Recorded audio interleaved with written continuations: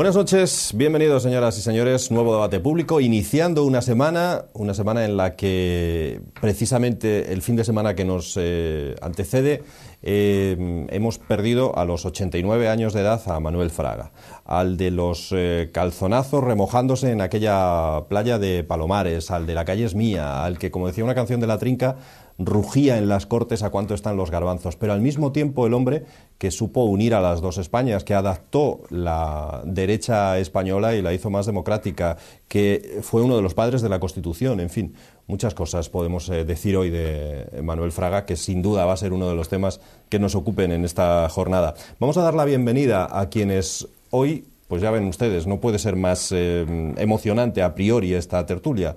Uno del PSOE, otro del Partido Popular, uno del Oviedo, otro del Sporting. No sé si seguir ahondando en las diferencias entre ambos, pero ya con eso me parece más que suficiente. También que es uno del Langreo y otro del Caudal. Ah, bien, correcto. Eso con la cual la cosa puede ser... Esa es la más grave, la más insalvable, sí, probablemente. Sí. Sí. Ahí no nos salva ni una comisión, ¿eh? Humberto, ¿qué tal? ¿Cómo estás? Bienvenido. Hola, buenas noches. Bueno, tendrás, me imagino, a la plana mayor en, no sé si en Madrid, asistiendo al entierro, o lo harán mañana. Evidentemente, la gente se va a repartir, físicamente o virtualmente, las condolencias oportunas tanto en Madrid como en Galicia. Se nos ha ido pues uno de los padres de la Constitución y ya llevamos unos cuantos, y posiblemente o sin posiblemente una figura trascendental en lo que fue la transición política de un sistema no democrático a un sistema democrático. Tiene una gran personalidad, evidentemente tienen razón los que dicen que le cabía el Estado en la cabeza, y sobre todo tuvo, entre lo positivo, y quiero destacar entre lo mucho positivo, una gran capacidad de adaptación, de percepción de la realidad política del país, que lo llevó a adecuar el proyecto político que él creó hasta el punto de coincidir con la sociedad en un momento de convertirse en el partido de gobierno, primero en el 96 y otra vez en esta ocasión. Y luego representó el galleguismo autonomista, una figura política que se presuponía que era la antítesis del Estado de las Autonomías, y demostró una vez más ese carácter de lectura rápida de cuál era la situación, el pulso del país. Y básicamente su gran obra, vuelvo a decirlo, es el dejar un centro derecha democrático del siglo XXI funcionando, que un partido de gobierno, y al mismo tiempo establecer todos los puentes que fueran necesarios con el resto de las fuerzas de todo el espectro político para que la normalidad democrática pues llegase y funcionase mínimamente bien. Y yo creo que ese es su gran testamento. Y hablando de testamento, hay una frase, un recado, digamos así, que le mandó al presidente del Partido Popular, Mariano Rajoy, por un intermediario, que dice: sigue perseverando en el centro reformista y no hagas caso de los extremistas, ¿no? Que casi sería pues su testamento político, que yo firmaría ya mismo. Amigo de Cascos, por otro lado. Intervino. Fue amigo de Cascos, hasta ahí llegamos, hasta ahí lo sabemos. Sí. Yo no sé cómo está ya la situación, sé que hubo ya un cierto desencuentro en los últimos meses por razones que todos conocemos. Sí. Pero me imagino que la creencia la seguirá teniendo las dos direcciones, ¿no? Me imagino. Hoy Cascos, desde luego, se ha deshecho en elogios hacia la figura de Fraga. Manuel Ángel, ¿cómo estás? Yo muy bien. Iba a entrar ya directamente. Sí. Donde, en este caso no va a discrepar gran cosa, simplemente, evidentemente uno no es fraguista ideológicamente hablando, y tampoco lo es generacionalmente hablando, es decir, que me tocó, el Fraga ya de su etapa más gallega casi, ¿no? Aunque, lo conocimos como diputado, pero era uno muy joven todavía para hablar de determinadas cosas. Yo, de todas formas, sin caer en estos superelogios que ocurren cuando alguien fallece, sí creo que Fraga fue uno de esos políticos de la transición de los que tenemos que beber, ¿no? Es decir, es verdad, él provenía del franquismo y supo ver, como bien se dice, cuáles eran las necesidades de este país desde un punto de vista de generosidad. No todos lo hicieron, no todos los que provenían de del interior, digamos, del régimen, pues lo supieron ver, él sí. Y además, bueno, pues efectivamente es un padre de la Constitución, pero no solo entendido como uno de los que la gestaron y la negociaron con el resto de fuerzas políticas, sino también quienes supieron entrever un momento político muy complejo, que cuando uno lo recuerda en la parte familiar que le corresponde y cuando lo lee en la parte histórica, pues la verdad es que generó grandes políticos en todos los partidos, ¿no? Esté uno de acuerdo o en desacuerdo con las ideas que se gestaron, sean Manuel Fraga, sean los dirigentes socialistas, Santiago Carrillo, incluso Jordi Pujol. Es decir, era una generación que se sintió en la parte, bueno, pues más histórica de saber, de conocer que en ese momento era necesario renunciar a determinados, como muy bien decía Humberto, extremismos para encontrar determinados encuentros. Y yo creo que eso, eso hizo la transición, eso y que eso conectó con lo que pensaba la mayoría de la gente, porque al final la transición pues la hizo el país, la hizo la gente, la hizo quienes fueron capaces de seguir determinados planteamientos, ¿no?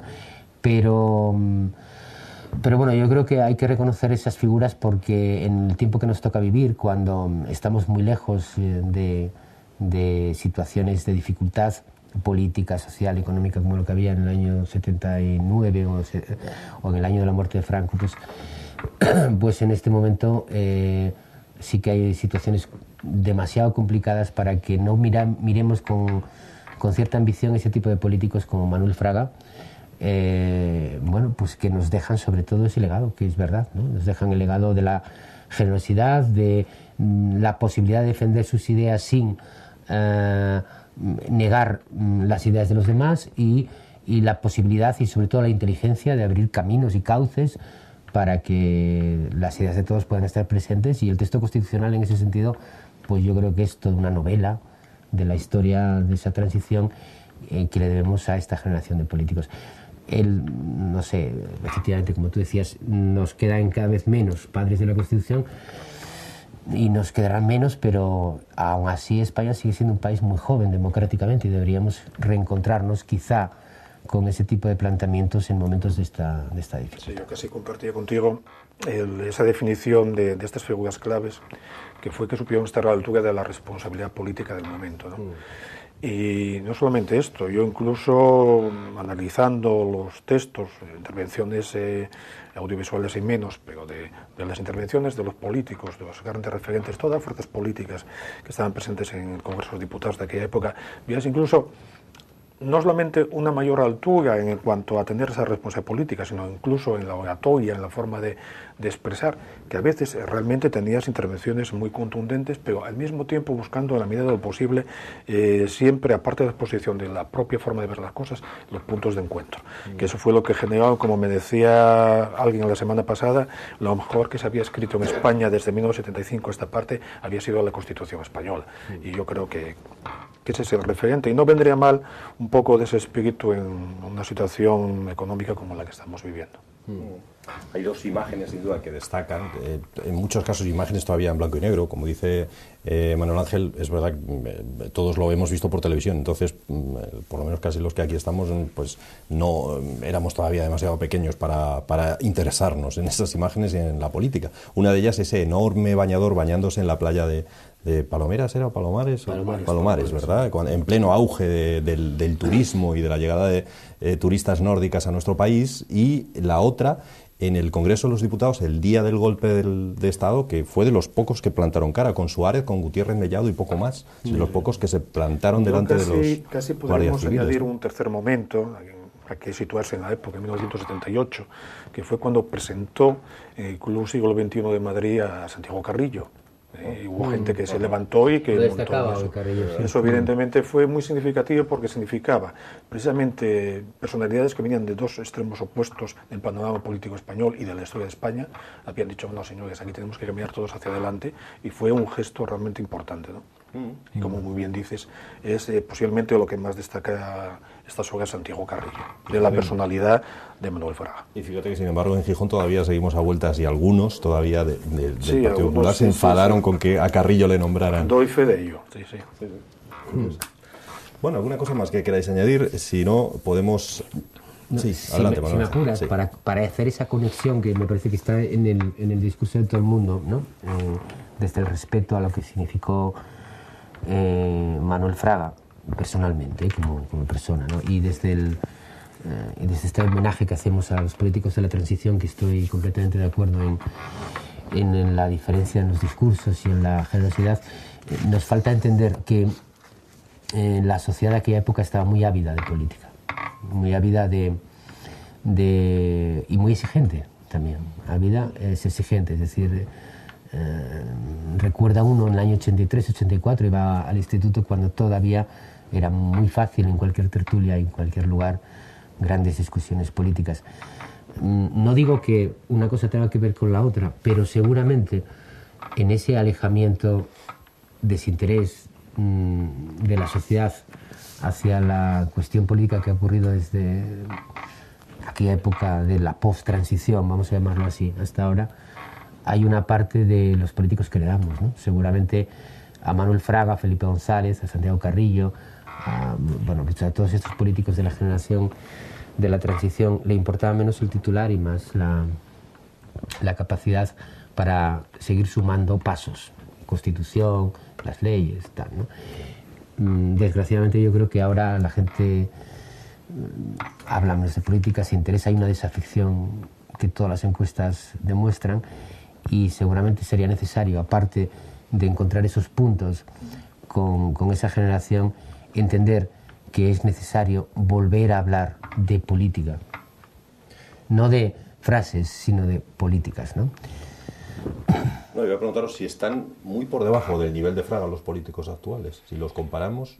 Bueno, no tanto por debajo de Fraga, sino de Fraga y de una generación, de los que hemos citado y alguno más. Yo creo que, lo que decía yo antes de la responsabilidad política, yo creo que se ha perdido, redundando un poco lo que tú acabas de decir, se ha pasado de que lo importante es el contenido a que lo importante sea igual más el continente, no más la estética del mensaje que el mensaje. Y ello pues ha llevado pues una desafección, por una parte porque la gente ya no se identifica tanto con sus representantes políticos como en esa época, luego posiblemente porque ya lo damos por hecho, hay una par de generaciones que han nacido, han vivido en democracia y no les suena otro tipo de situaciones, con lo cual posiblemente no aprecien esa capacidad de decidir tu propio destino como la que tenían los españoles y los asturianos que entraron en política o vieron la política a partir de 1975.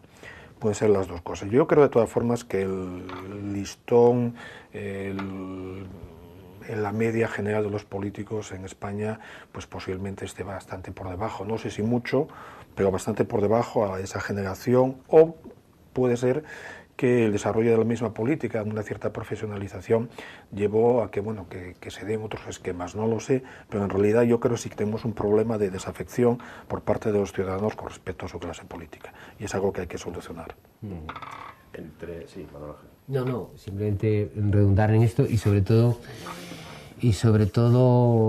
incidir en, no sé si se trata de listones, porque es difícil valorarlo, ¿no?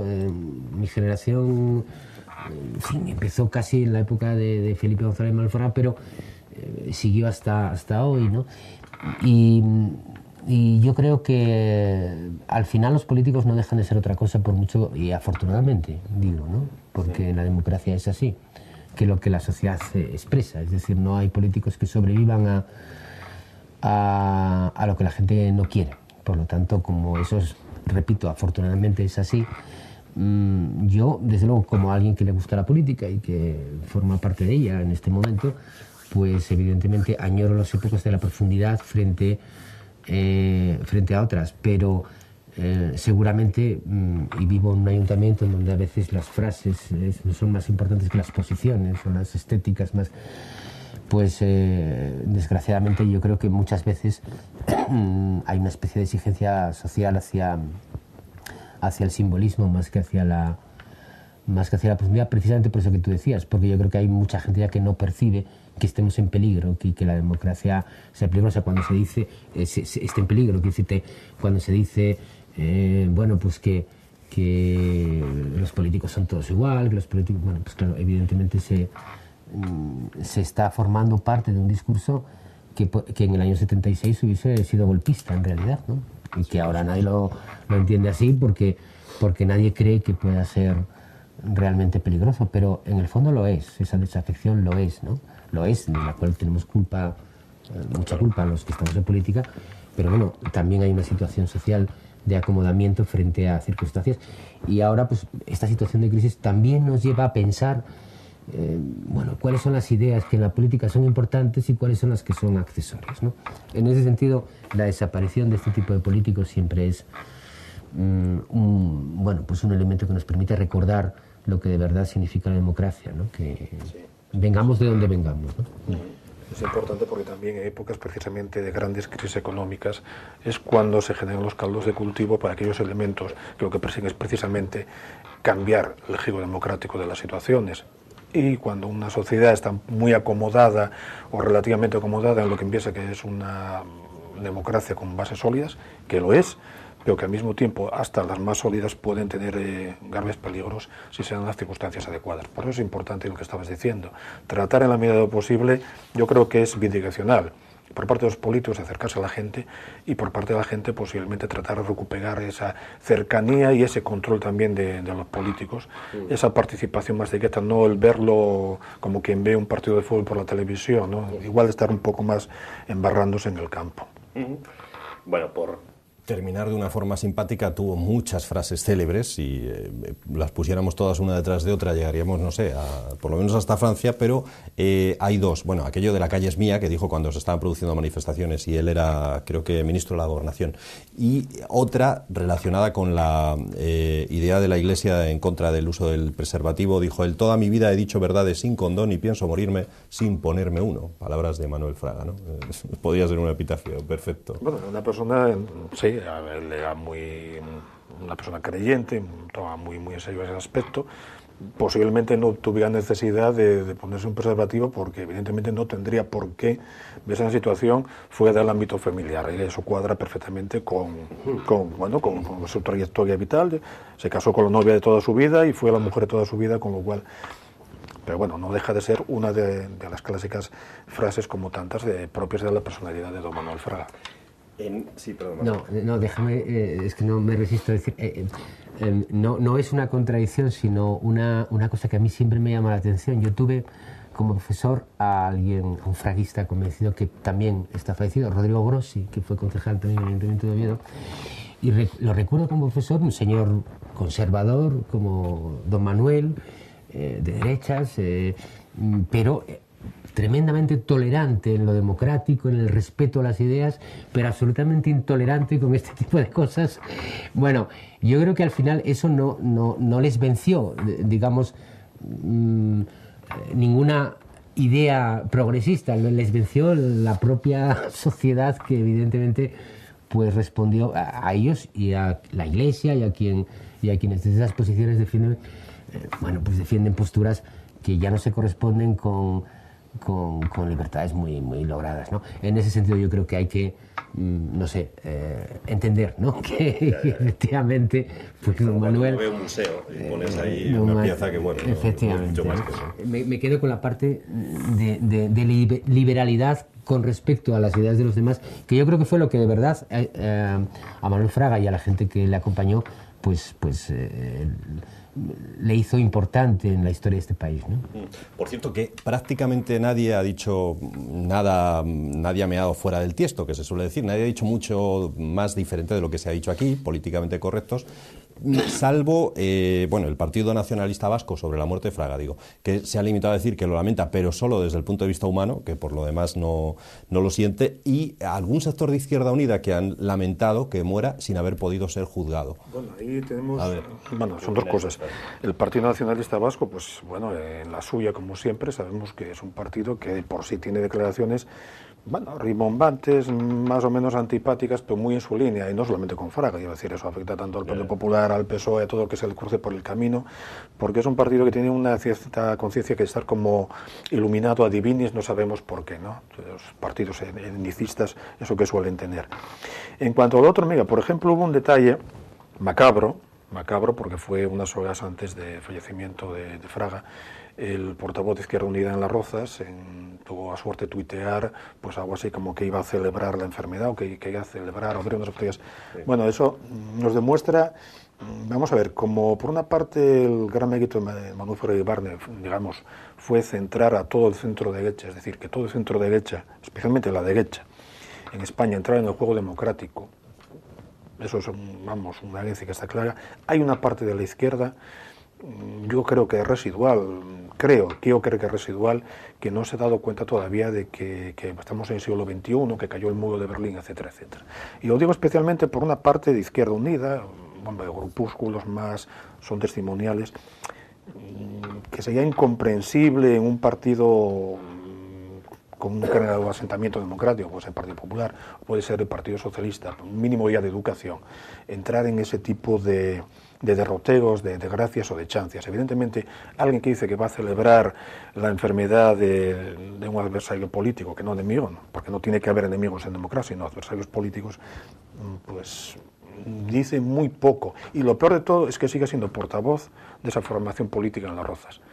Y que, digamos así, que el gobierno federal de esta coalición no ha dicho nada ni ha impuesto ningún tipo de sanciones. Porque imagínense ustedes qué sería o qué se podría montar si el caso fuese al revés. Un caso similar, que fallezca Santiago Carrillo y de repente pues aparezca alguien de una formación, puede ser el Partido Popular, diciendo estoy encantado de la vida, voy a celebrar con champán. A mí particularmente me parecería una aberración que sería tal circunstancia, ¿no? Entonces creo, vuelvo a decir, que hay una parte de la izquierda que todavía no hizo esa transición que hizo muy bien el centro derecha español, o que hizo el Partido Socialista, o que hicieron otras formaciones políticas, y que no se ha dado cuenta de que estamos en el siglo XXI y que las posturas de principios o del primer tercio del siglo XX han pasado a la historia. Bueno, punto solo para el debate. Bien, no tengo en cuenta ese tipo de declaraciones. Yo creo que forman parte todavía, efectivamente, de elementos residuales que también pasan en el otro lado, También pasa. Yo recuerdo hace ya años, ¿no? De manera pasionaria, alguna vez que Carrillo fue... Es decir, bien, ese tipo de cosas sobre todo ponen en solfa y de alguna manera minimizan el papel precisamente, bueno, pues de todas estas personas que teniendo una experiencia personal,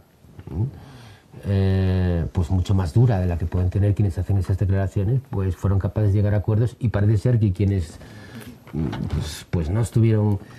Pues no son capaces de hacerlas bien.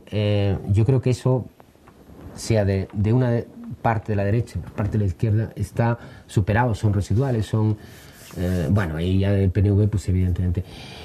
Pero sí creo que probablemente late en todo esto una cosa que yo no me resisto a comentar, y no es para este debate, evidentemente, pero seguramente late en todo esto todavía un déficit que tenemos sobre la forma en la que este país se contó a sí mismo una parte de la historia, ¿no? Esto, y no estoy hablando ni de... Bueno, evidentemente sería absurdo, ¿no?, que nos pusiésemos a debatir a estas alturas, en el siglo XXI, sobre la guerra civil, pero sí es cierto que precisamente porque hay generaciones que ya ni han vivido la guerra, ni han vivido casi la transición, ni han vivido, precisamente por esa razón, probablemente sería muy instructivo y muy didáctico que no tuviéramos tanto miedo a reconocer algunas cosas que hayan pasado, y que no tuviésemos tanto miedo a poder explicar a los nietos, porque ya son nietos, incluso bisnietos, somos, ¿no? Bueno, pues esa historia de España de una forma en la que evidentemente no se pudo contar en la época de Franco, no se contó del todo en la época de la transición, y seríamos capaces de ahora. Seguramente con eso, y repito, desde mi rechazo a ese tipo de declaraciones, que además personalmente son, como tú dijiste, poco educadas al menos, pero ideológicamente, bueno, fuera de cualquier lógica democrática, seguramente seríamos más capaces de evitarlas bueno, pues quedándonos solo con la parte de hay determinadas cosas que ya no caben decir. Yo me gustaría conocer más lo que pasa con algunas de las historias que nos quedan pendientes de la memoria histórica, y seguramente si eso fuera así seríamos mucho más capaces de entender, por ejemplo, la importancia de Manuel Fraga, por ejemplo. Yo coincido contigo en el sentido de que igual una lectura, siempre que sea una lectura en la que entren todos, que eso es importante. Es decir, hay que analizar no solamente el largo periodo de las décadas de dictadura en España, sino los antecedentes de la República, incluso un poco más atrás, explicar todos esos procesos, ver lo que haya que ver. Yo soy partidario, siempre lo he sido, de analizar esos aspectos en los que por una circunstancia o de otras no se pudo o no se quiso entrar en profundidad. Pero sobre todo, sí, en un momento no se pudo, en otro pues no se quiso, o igual a última hora, yo creo de verdad que igual se trató de ver de una forma demasiado, no sé si parcial o demasiado poco contrastada con otras posibles lecturas que se pudieran hacer de la cuestión. De todas formas, sería importante que se pusieran encima de la mesa, que se pudieran facilitar los reencuentros correspondientes con los restos y los deudores, y saber por qué pasó realmente lo que pasó. Entre otras cosas porque sería la mejor forma de que no vuelva a pasar una situación similar o semejante. Y yo que tengo una familia un tanto peculiar, por ejemplo un padre comunista, una madre de derechas, un abuelo que era oficial republicano que estaba en el famoso cerco de Oviedo en el Real, murió en el Pico del Paisano, una rama campesina de otro extremo, un tatarabuelo liberal que tomó Pola de Lena, es decir, tengo de todos los palos. Y siempre eso permitió ver que dentro de la forma más o menos intensa que cada cual veía su parcela política, en el momento de contrastar en las reuniones familiares te dabas cuenta que lo importante es hablar las cosas, verlas con la pasión necesaria, pero buscando siempre que la verdad se encuentra no en lo que piensa uno ni el contrario, normalmente en la vía de medio, ¿no? Esos puntos donde confluye la verdadera verdad. Sí, pero creo que somos más libres para entender la verdad y para interpretarla ahora que hace 20 años, sinceramente, este país, ¿no? Normalmente la pasión que lleva una revisión de este tipo tendría que estar ausente cuando hablamos ya de gente que... Bueno, vamos a hacer una cosa, nos vamos a ir a publicidad porque a la vuelta tenemos que hablar de temas ya quizá menos amables, así que vamos a hacer una pausa y a la vuelta, ya digo, hablamos de otros asuntos.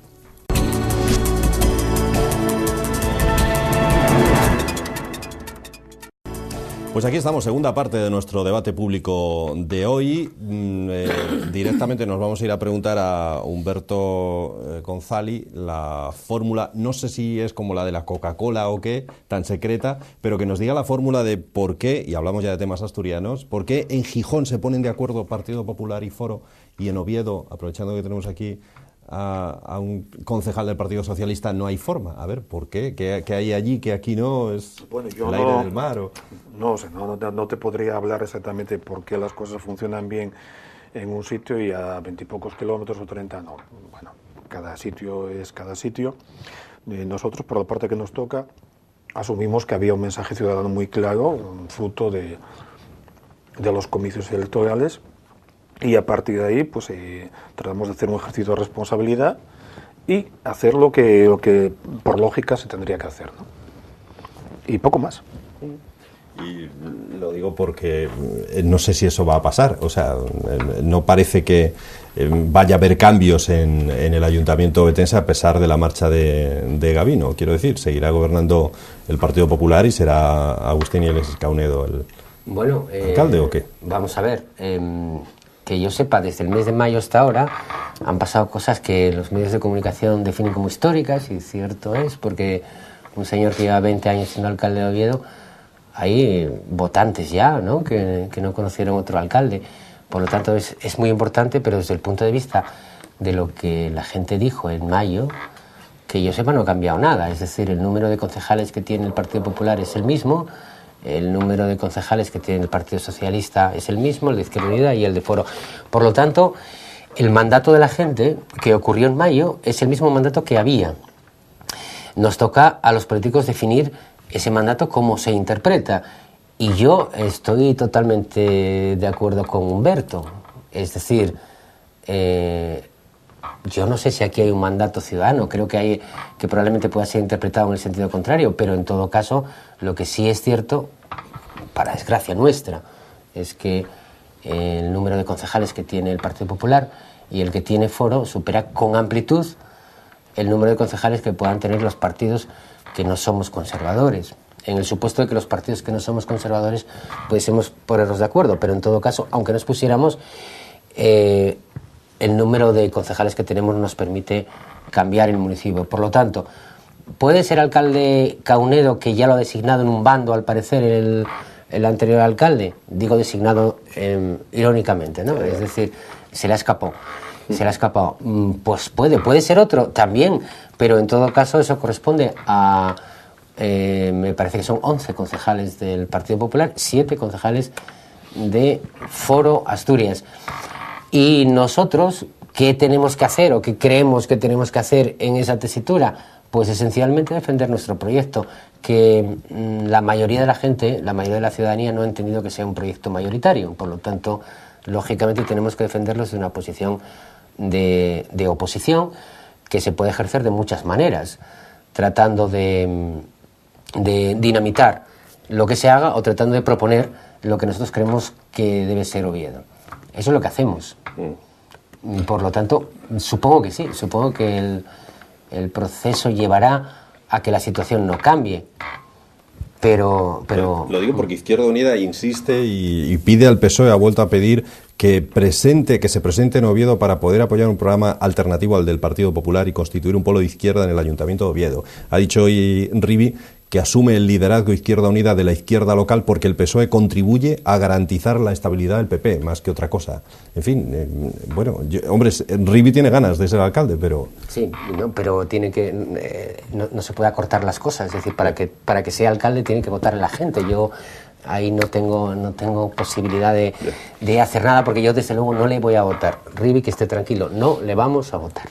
Pero hay 3 cosas sobre estas declaraciones. Primero, y ahí enganzo con lo que decíamos antes, todo este asunto de, frente a los titulares, un poco de seriedad, o por lo menos de profundidad.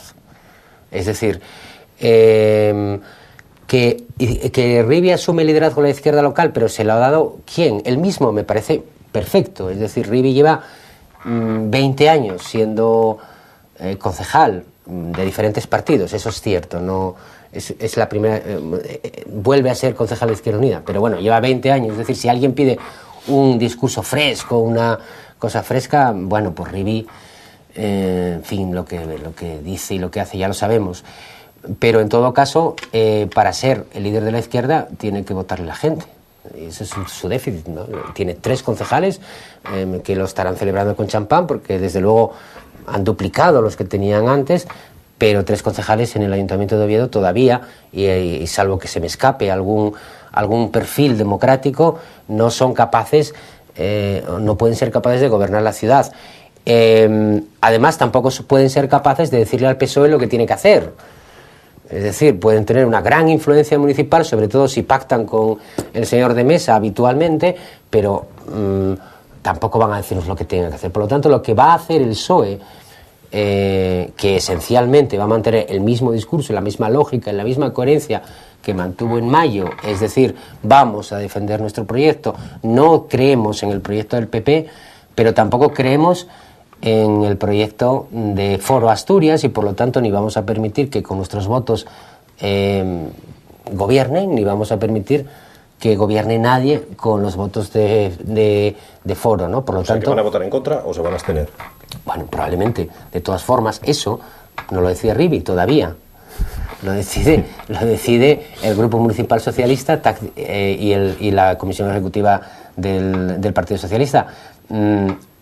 Lo que ha decidido el Partido Socialista en el mes de mayo, repito, tiene muy poca diferencia aritméticamente hablando, ideológicamente hablando, con lo que pasa ahora, ¿no?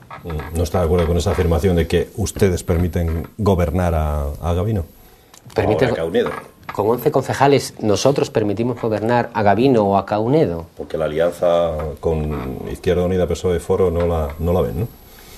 para lograr la mayoría. Pero ¿cuál es la base de la alianza con Izquierda Unida, PSOE, Foro? Es decir, exactamente, Rivi puede explicarnos. Un frente antigabinista sería la única. Sí, pero Gabino no está, entonces ahora ¿cómo hacemos? Un frente antigabinista bis, es decir, bueno, yo sé, a ver, yo entiendo, además, en fin, como concejal que llegó aquí, yo llegué hace 4 años con Pablo Massaed y vinimos a hacer lo que vinimos a hacer, que era cambiar el gobierno de esta ciudad.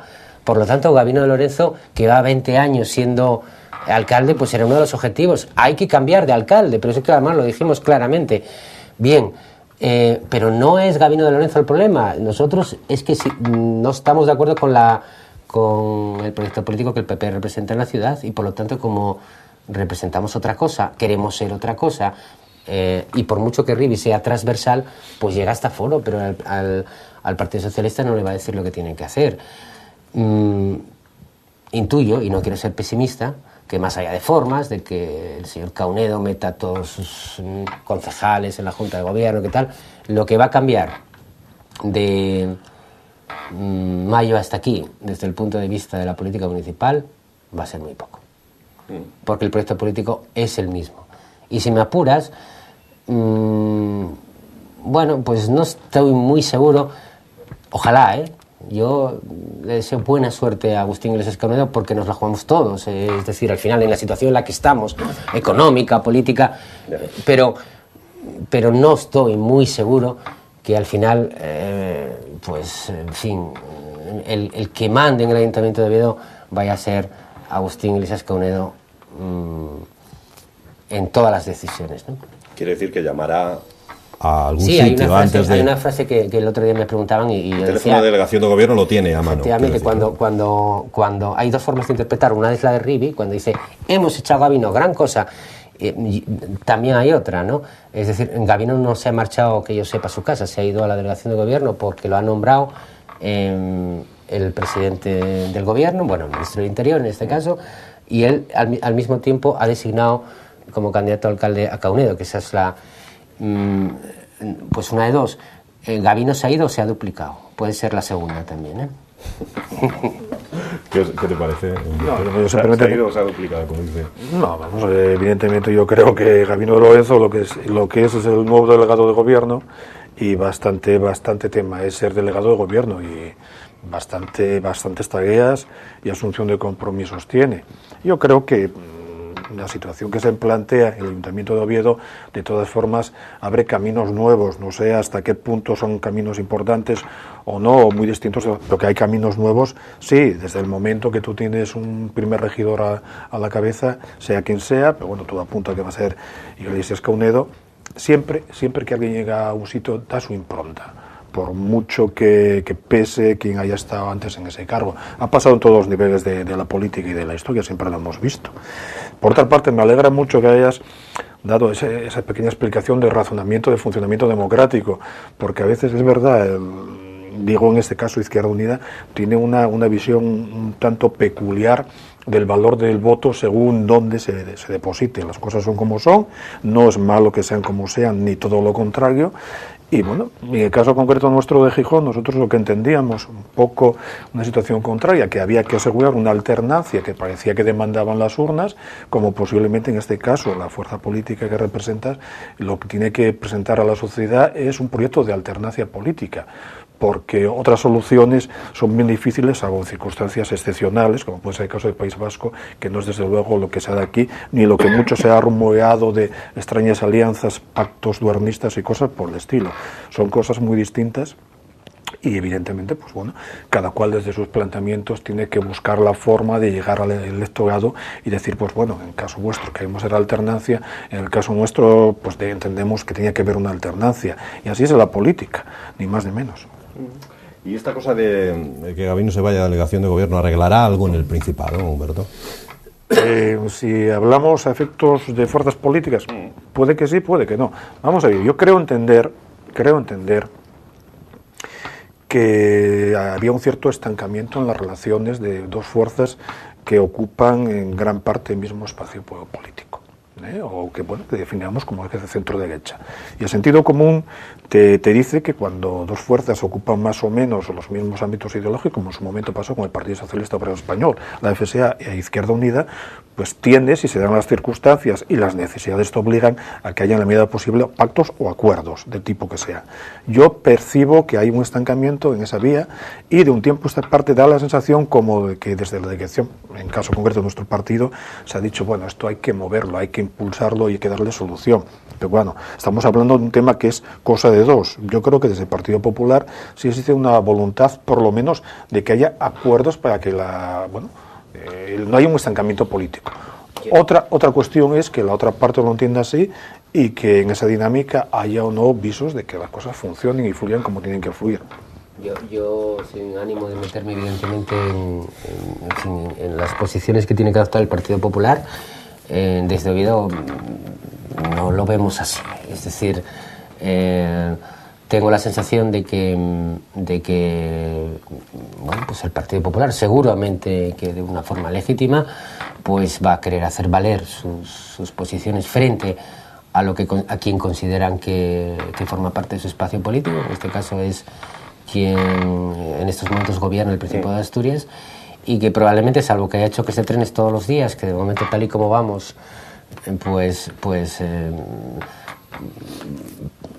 parece posible, pero no creo, el delegado de gobierno sobre todo va a ser una réplica a Álvarez Cascos, lo cual, bueno, vuelve a situarnos a los asturianos en una pues en una difícil tesitura, ¿no? Porque yo no sé si deberíamos alegrarnos los que creemos que Asturias merece otra cosa y necesita otra cosa y que somos, por tanto, como tú bien dices, alternancia, ¿no? Pero desde luego es un problema, claro que es un problema en Oviedo, pero es un problema en Asturias, esencialmente. En Oviedo añadido por alguna cosa más, efectivamente. En Oviedo es verdad que el partido FAC, que son las siglas de don Francisco, pues claro, no ha tenido en cuenta que los concejales de un sitio pues tienen que tener una cierta visión de ese sitio y demás, y bueno, pues a la torpeza de González de Mesa se une la oportunidad de Roberto Sánchez Ramos, que conoce muy bien los entresejos municipales, y al final entre ambos no es que hagan un pacto, porque es imposible pactar con quien no tiene un criterio, pero sí hacen una estupenda visión que, bueno, pues que permite sobre todo escandalizar más que aportar, ¿no?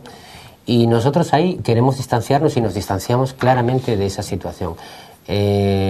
Una vez que hemos optado y hemos decidido, y los ciudadanos lo han decidido en las elecciones, porque esto de todos los partidos tienen derecho a optar a ganar, claro, en las elecciones esencialmente, ¿no? Que es cuando la gente vota. Hemos decidido estar en la oposición, lo hemos decidido para plantear cosas que en una situación de minoría es verdad que pueden salir, ¿no? Y en estos momentos hay algunas cosas. Yo recuerdo que hace 4 días el Partido Popular en Oviedo decía que ya no hacían falta más escuelas infantiles en la ciudad, porque teníamos perfectamente...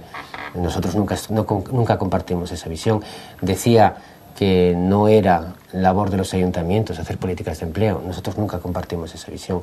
Hoy, cuando hace 4 días se aprobaron los presupuestos, va a haber una escuela infantil más en la Tendrina, va a haber más políticas de empleo. Es decir, nosotros sí estamos aportando cosas que forman parte de nuestro programa. Mientras tanto, Izquierda Unida concretamente ni siquiera presentó ni enmienda alguna a los presupuestos, porque ¿para qué están? Pero la gente de Foro Asturias sigue todavía empeñada en si se lleva bien o se lleva mal con el alcalde, mandándole cartas todos los días, acercándose, desacercándose. La verdad es que es casi imposible saber cuál es el futuro de Oviedo si Foro Asturias tuviese la oportunidad de gestionarlo de alguna manera o con alguna capacidad de influencia política mayor, ¿no? Bueno, si queréis hablamos de otros asuntos. Ayer, día 15, finalizaba ese plazo dado a empresarios y sindicatos para llegar a un acuerdo sobre la reforma laboral. Como no han llegado a un acuerdo, va a ser el gobierno ahora el que legisle. ¿Debemos echarnos a temblar ante el hecho de que vaya a impulsarse una reforma laboral propia del gobierno, o con lo que está cayendo, va a servir de algo? Sería más bien incluso la pregunta, esa reforma laboral. Yo creo que hay que hacer cambios, la situación requiere que se hagan los cambios necesarios. Pero con eso... Y de todas formas, vamos a ver, aquí hubo una oportunidad, tanto los agentes sociales como los empresarios, bueno, tenían un emplazamiento, tenían una oportunidad de consensuar y de, bueno, llegar con los deberes hechos. No han sido capaces, por lo que haya sido, de ponerse de acuerdo. Y bueno, pues entonces este gobierno es un gobierno, yo creo que serio en lo que dice y cumple lo que promete. Es totalmente transparente, ha dicho, si no hay acuerdo, seamos nosotros los que tengamos que decidir cómo tiene que ser la reforma, y eso es lo que creo que va a pasar. Yo creo evidentemente que tiene que hacerse suficientes reformas, las necesarias, las justas, para cambiar el escenario en el que estamos. Lo ideal es que hubiese sido fruto de un consenso, vuelvo a decirlo, pero bueno, si es imposible, no está la situación para perder el tiempo, desde luego. Por ejemplo, creando un contrato que abarate el despido, ¿os parece? Que es una de las Habrá propuestas que se lanzan, aunque se dice. Habrá que ver el paquete de propuestas que salgan de esa reforma. Manuel Ángel. No, yo debo decir sinceramente que no creo en los cambios que se han compartido. Es decir, no creo en los cambios que se hacen en un despacho. Nunca he creído, más que decirte lo haga quien lo haga. Yo creo que ahora mismo la gente, todo el mundo, somos conscientes de que la situación es muy complicada. Incluso somos hasta cierto punto tolerantes con que hay que tomar medidas difíciles. Claro, siempre que no nos engañen, ¿no? Si decimos que no es necesario subir los impuestos y subirlos después, bueno. Pero en todo caso, no creo esencialmente en los cambios que no tengan un cierto nivel de consenso con la sociedad. La sociedad no son necesariamente o solo los que se sientan en una mesa, pero sí a quienes representan, sí a quienes tienen una nómina y sí a quienes tienen la oportunidad de contratar o la oportunidad de invertir, por ejemplo, ¿no? Y tengo la sensación, por los plazos y por las declaraciones de los unos y otros, que bueno, que todo esto del intento del pacto social es una especie de mentirijilla, de pantalla para justificar determinadas medidas. Espero que no. Yo tengo ganas de ver esas medidas, tengo ganas de ver en qué van a beneficiar y sobre todo a quién van a beneficiar, pero bueno, he visto incluso declaraciones de los sindicatos muy humildes con respecto a sus pretensiones, ¿no? Y sin embargo, bueno, pues yo creo que esa reforma, ese diálogo social no nace con fe. Yo creo que el gobierno actual cree más en la reforma que ya está pensando y que además conoce seguramente Alemania antes que nosotros, más que en ningún tipo de diálogo social. Y no digo que eso vaya a estar abocado al fracaso, pero desde luego no creo que los cambios tengan el nivel de profundidad y de seguimiento que precisan si no hay una conciencia de la gente en que tienen que ser esos y no otros, ¿no? Por lo tanto, no me sabe bien, no tengo buenas sensaciones con respecto a las medidas que se vayan a adoptar una vez que el gobierno en solitario ha decidido afrontar este tipo de cambios que además son la prolongación de los primeros, ¿no? Bueno, yo creo, y volviendo a sacar a colación, ya que hablamos al principio de Fraga y aquella generación, evidentemente lo ideal, yo recuerdo, por ejemplo, la crisis del petróleo en los años 70, yo en el año 75 estaba en el instituto, tenía 13 añitos, soy un poquitín más viejo más mayor, menos joven que vosotros. Y recuerdo perfectamente que la situación era francamente mala, era todo una duda, teníamos inflación desbordante, un montón de cosas, y de aquel escenario salieron los pactos de la Moncloa, y estamos en una situación además política complicadísima. ¿Qué pasa? Que la situación económica es posiblemente bastante peor que entonces. Llevamos, digamos, creo, que demasiado retraso en tomar las medidas que se tenían que haber tomado y no se tomaron, a ser posible, pactadas, consensuadas, fruto de un diálogo social de todas las partes, pero yo creo que no se hizo, por lo que haya sido, y evidentemente el tiempo apremia. Había un emplazamiento hasta el día 15 a los agentes sociales, a los sindicatos, a los empresarios, y no han podido, yo me imagino que habrán hecho esfuerzos. Yo por lo que he visto y he oído y he leído, creo que había esfuerzos por parte y parte, y en unos casos renuncias a, no sé tanto derechos, pero sí a conquistas, ¿no?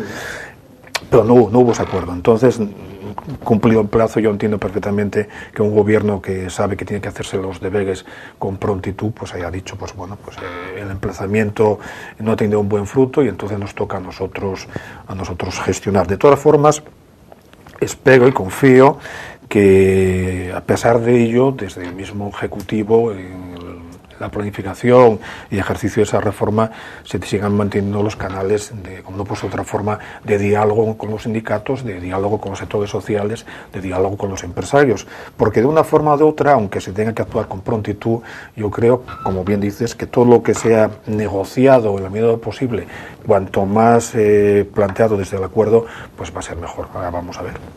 No, quiero decir simplemente que yo no quito legitimidad al gobierno para actuar. Los gobiernos están para actuar, evidentemente. Digo que no creo en la importancia de los cambios cuando no tienen la capacidad de tener ese grado de consenso, ¿no? Y seguramente en el fondo de la cuestión está bueno, pues a quién va a afectar y sobre quién tiene que seguir recayendo el peso de todos los ajustes que se tienen que hacer. Y en el fondo de la cuestión pues está el no permitir que esa discusión salga adelante, porque seguramente nos llevaría a replantearnos incluso la propia política europea o la propia respuesta de Europa ante la situación de crisis, ¿no? Bueno, esto es verdad que es un tema más complejo, pero simplemente mantengo mi pesimismo sobre la posibilidad de que se vayan a llevar a cabo unos legítimos cambios que el gobierno plantea, sin ser capaces de que esos cambios, los agentes que los tienen que operar, es decir, repito, quienes tienen que firmar contratos y quienes tienen que recoger las nóminas, pues sean capaces de comprenderlos y de ejecutarlos. Bueno, en todo caso está claro que vamos a estar tanto los unos como los otros expectantes. Sí, no es...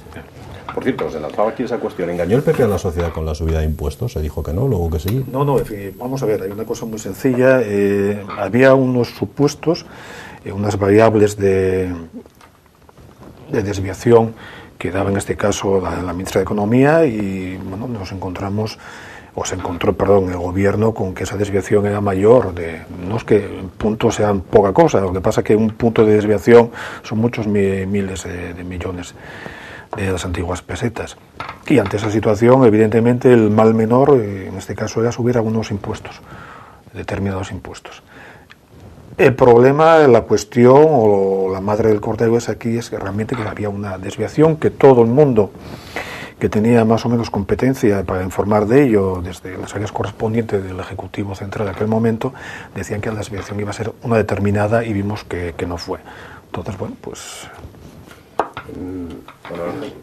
Vuelvo otra vez a recurrir a aquello de seamos no políticamente correctos, sino profundamente sinceros. Vamos a decir, este asunto de lo que nos encontramos cuando llegamos al gobierno me suena mogollón. Es decir, yo creo que no hay algún gobierno que no lo haya hecho. Si tenemos aquí al presidente del Principado que poco menos que cuando llegó, pero en el caso del Partido Popular en España yo creo que es muy difícil, ¿no? Porque la crisis desnudó las cuentas no de España sino del mundo, desnudó las cuentas de todo el mundo, incluso las de algunos países los desnudó tanto que tuvieron que ser rescatados, etcétera, etcétera.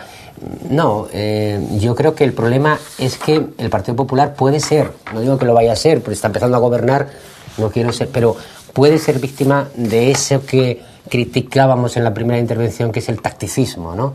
Es decir, de tanto dejar Rajoy y la cúpula del Partido Popular que nada saliese de su boca sobre lo que iba a hacer, acaba teniendo que hacer justo lo poco que había dicho que no iba a hacer. Y una de esas cosas es la subida de impuestos. La verdad es que es una cosa que, más allá de poner colorado, ¿no? Es decir, de deslegitimar la capacidad de ser verídico de un gobierno, tiene otras consecuencias que la vamos a ir viendo. Por ejemplo, pues los cálculos que hacemos nosotros de lo que se va a pagar en el IBI en los diferentes municipios son verdaderamente importantes, sobre nóminas reducidas, sobre situaciones económicas complejas, y cuando se dice vamos a subir los impuestos, pero se hace de esa forma tan, bueno, pues indiscriminada con respecto, por ejemplo, al IBI, que es el... Bueno, pues al final nos vamos a encontrar con unas sorpresas. Por ejemplo, en el Ayuntamiento de Oviedo, una de las cosas que logró el PSOE, eso de la oposición útil que Rivi no comparte, logró el PSOE, es que frente a la primera propuesta del Partido Popular, el IBI en Oviedo ni siquiera era el 3% que se preveía del índice de precios de consumo. Y sin embargo, los ciudadanos de Oviedo, hay que decirlo así, van a pagar cerca del 12% más en cada uno de los recibos antes, porque en Gijón ya lo hicisteis, una revisión catastral, lo hizo aquí todavía antes de una revisión catastral posible. Claro, a veces, más allá de este asunto de cómo salimos de los gobiernos, a veces hay que pensar también en qué va a ocurrir con los sectores sociales que en realidad estamos soportando la crisis, que somos los que tenemos una nómina, es decir, y claro, como eso no se dijo porque políticamente no era oportuno decirlo, pues ahora evidentemente es legítimo que haya mucha gente que incluso haya votado o confiado en el Partido Popular, pues que piense que les ha defraudado. Bueno, vamos a ver en qué más cosas, vamos a ver cuáles son los siguientes cambios, ¿no? Bueno, yo creyendo por supuesto que es legítimo lo que planteas y como lo planteas, vuelvo a decir que en política es importante, sobre todo en las cifras económicas, trabajar con una exactitud lo más adecuada posible sobre las desviaciones de los cálculos que se hacen. Y no es baladí el tema, porque evidentemente si esa desviación, esos puntos de desviación que, bueno, teníamos planificados en un 6%, según decía la ministra de Economía, hubiese sido hasta un 7%, por una orientación más o menos 7 y alguna pequeña décima más, no hubiese sido necesario, pues posiblemente tocar el recurso impositivo como ya se ha hecho, eso es evidente. Por eso digo, y vale para el gobierno anterior y vale para este gobierno que acaba de entrar. Yo creo que los cálculos que se hagan en los datos macroeconómicos exigen una exactitud, iba a decir una redundancia, no una exactitud, sino el ser lo más ajustados posibles, porque cuando las cifras macroeconómicas tienen unas décimas de desviación en los cálculos, en las previsiones, afectan muchísimo a la microeconomía, que es la economía, bueno, pues como tú bien dices, los que más sufren este tipo de medidas o las situaciones difíciles, que son las nóminas, o la gente que tiene pocos recursos, que está en una situación que no es la mejor, ¿no? Por eso digo, es muy importante, vale tanto para los gobiernos pasados como los que tengan que venir, sino la exactitud, el ajuste más fino posible en las previsiones, porque en macroeconomía eso puede implicar que se tengan que tomar medidas que no se pensaban tomar, porque yo creo que aquí no engañó nadie a nadie, en el sentido de que no se pensaba aplicar en tanto y en cuanto los datos con los que se contaban eran los que eran. Claro, no es lo mismo tener los datos cuando no estás en el gobierno que cuando llegas al gobierno y empiezas a contrastar cómo está la situación. De todas formas... Tenemos que hacer un programa para decir, cuando estemos en el gobierno ya veremos, ¿no? Yo creo que de verdad pero de verdad, eso es algo un esfuerzo importante. tan grande a la gente, tan grande, porque es grande, y repito, y es la primera parte, porque vamos a ver la segunda, lo de los expectantes, ¿no? Cuando se pide un esfuerzo tan grande, hay que explicar exactamente en qué influye a la estabilidad del país un 1 o un 2% del... digo, porque no es que quiera combatir yo los grandes discursos macroeconómicos, pero es que al final acaba uno por no creyéndoselos, ¿no? Por no creyéndoselos, porque parece que aquí solo hay una política, hay que reducir déficit exclusivamente. Y a mí me da la impresión de que cada vez más la respuesta de todo el mundo es reduciendo déficit solo, acabamos en la recesión, no en la apertura de la crisis. Y esa es la parte en la que me gustaría ver a alguien del Partido Popular diciéndome, les pido este esfuerzo, no ya porque haya 1 o 2 puntos del déficit público, sino para lograr mejorar dentro de 1 año, o de 2, o de 3, pero eso no parece que sea lo que se está diciendo. Es decir, solo tenemos una sesión que es la reducción del déficit. Bueno, que yo creo que son dos cosas. Evidentemente, el primer paso para llegar a la reconstrucción económica y a la dinamización de la economía y al objetivo que es recuperar empleo construir empleo, tenemos que pasar por la primera fase. Y la primera fase tenemos un grave problema con Por el la primera déficit. fase llevamos varios años pasando, ¿no? Porque ya se Sí, tomaron medidas. sí, pero posiblemente es que no se hayan tomado las medidas que debían tomarse. que eran pocas. Y por eso estamos, Pues por eso. estamos precisamente Pues por eso pagando los supuestamente platos que la estamos culpa pagando aquella que ahora. tenía Zapatero era por eso, ¿no? Porque había hecho y ahora eran pocas. Bueno, claro, es que esa es la parte que me parece a mí que falla en el discurso del Partido Yo, Popular. francamente, no soy, yo personalmente, evidentemente otra persona incidiría rápidamente en aquello no se hizo, se negó, etcétera. Yo no soy partidario, nunca lo he sido, de echar las culpas, aunque las pueda tener, y de hecho creo que parte las tiene un ejecutivo anterior, unos ejecutivos anteriores en una situación determinada. Bien, yo creo que cuando se toma el poder lo que hay que hacer es partir de la situación que hay, sea o no sea en gran parte o en menor parte heredada, y ponerse a dar soluciones. Yo creo que tampoco va a ayudar, creo que tampoco va a ayudar mucho que empecemos a revisar por qué hemos llegado aquí y en qué condiciones y por qué. Lo importante es dar soluciones. Lo primero, tenemos un déficit enorme que hay que solucionar porque está lastrando el futuro económico del país. Eso es una cosa que estamos de acuerdo tanto los unos como los otros, porque ese mismo diagnóstico que se ha hecho desde una fuerza política mayoritaria y desde otra fuerza política que fue la mayoritaria hasta hace poco. Es decir, las dos grandes fuerzas que vertebran la política en España. Las dos tienen claro cuál es el diagnóstico, cuál es la causa del primer problema, que es el déficit. Y hay que solucionarlo por la vía rápida porque tienes un tiempo determinado para solucionarlo. A partir de ahí, estoy de acuerdo contigo, que hay que explicar mucho por qué se hacen las cosas, con qué objetivo y qué se va a hacer después de esto. Totalmente de acuerdo contigo. Y posiblemente sea uno de los déficits que yo siempre he achacado pues a mi partido, que es mayor política de comunicación. Aunque esto me suena también a lo que se decía no hace mucho en los cuarteles del PSOE, hace mucho se decía en los cuarteles del PSOE, hemos llegado aquí porque no hemos explicado muy bien. Yo creo, de todas formas, que es importantísima la información desde cualquier partido político que tenga responsabilidades de gobierno en un momento determinado. Y explicar muy bien, sobre todo las situaciones como estas, que quieras que no, van a afectar de una forma, en principio, no muy positivamente, en los primeros meses, a las economías que más sufren precisamente estos temas.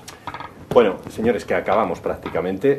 Estamos a lunes, hemos dejado ahí atrás ya el fin de semana con el fútbol y todas esas cosas. Hay quien dicen que el año que viene habrá de nuevo derbi regional, si siguen así las cosas, porque bajará el Sporting y subirá el Oviedo. Ambas cosas pueden ser, no son fáciles, pero ambas cosas pueden ser, ¿o no? No son deseables, pero pueden pasar. Puede pasar. Y los dos en segunda A, ¿no? No porque no suba el Oviedo, por supuesto. A favor de Humberto. A mí me gustaría que aplazar un año más y que se encontraran en primera división. No me alegraría yo. Bueno, el Oviedo yo creo que va a subir, no tenemos alguna duda. Pero no quiero yo que baje el Sporting, ¿eh? Bueno, entonces no soy anti-sportingista, ¿vale? La temporada 2013-2014. Ahí tenemos un consenso, pero vamos ya. Ahí os ganamos, efectivamente. Bueno, señores, por cierto, hablando, que yo no le preguntaba a Manuel Ángel, hablando de rivalidades, ¿el PSOE obetense qué es más, de Rubalcaba o de Chacón? ¿No? Bueno, no lo sé. La verdad es que yo creo que cada uno tiene su opinión. En realidad, bueno, supongo que lo que mis delegados hagan, porque yo no voy, por lo tanto he votado a 36 delegados, pues será estudiar cuál es la circunstancia mejor para los socialistas españoles. Hombre, yo creo que las dos candidaturas tienen muchas cosas en común y las dos son muy interesantes. Es decir, estamos hablando de alguien que conoce perfectamente no solo el partido, sino el país, que genera credibilidad, que genera bueno, pues solvencia, y alguien que tiene empuje, que también ha formado parte de gobiernos anteriores y por lo tanto, bueno, pues en esta fase en la que nos toca pilotar sobre todo la organización para ser una oposición y sobre todo una alternativa en el futuro, pues yo creo que las dos candidaturas son muy interesantes. Yo creo, no voy a ir a Sevilla, por eso no tengo que... Tengo que decir en este caso, evidentemente no soy del Partido Socialista, pero por lo menos en Gijón sí han conseguido la cuadratura del círculo, es decir, han conseguido ser de Rubalcaba o de Chacón, o todo lo contrario, eso suena como si fueran de Mariano, una cosa así por el estilo. Gijón lo que han hecho es aprobado la gestión de... Sí, pero es una cuestión muy aquella, porque al mismo tiempo admiten ser heredegos de lo que tienen que ser heredegos y al mismo tiempo por un voto han criticado la gestión de... Bueno, es una cosa muy extraña. Es difícil de explicar, pero hay un matiz importante. En este momento es evidente que el Partido Socialista se presentó con un programa electoral muy concreto y muy, bueno, pues detallable y visto. En este momento, la posibilidad de hacer un congreso como es tradicional en el Partido Socialista, en donde se debatan todas las ideas desde el punto... Yo creo que está muy limitado por los tiempos. Por lo tanto, lo que más premura da o produce en estos momentos es elegir quién lo va a liderar. Y claro, es muy difícil, lo del debate de nombres. A mí, por lo menos, siempre me ha parecido muy complicado.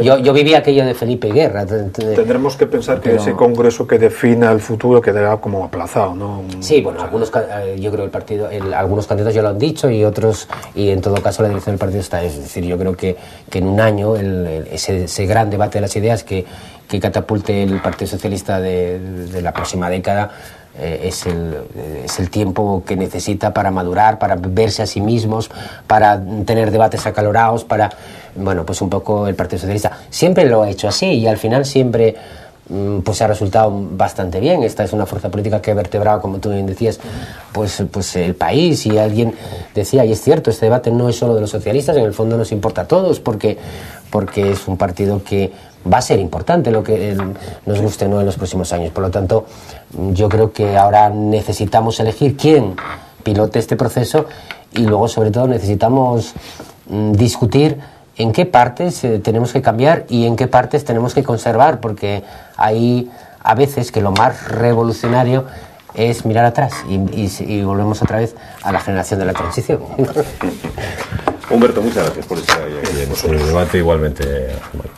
A Manuel Ángel. Señores, volvemos mañana. Será una nueva cita aquí con este debate. Por cierto, nos visita mañana Antonio Checa y Gustavo Bueno. Estarán en esta mesa. Gracias, hasta mañana.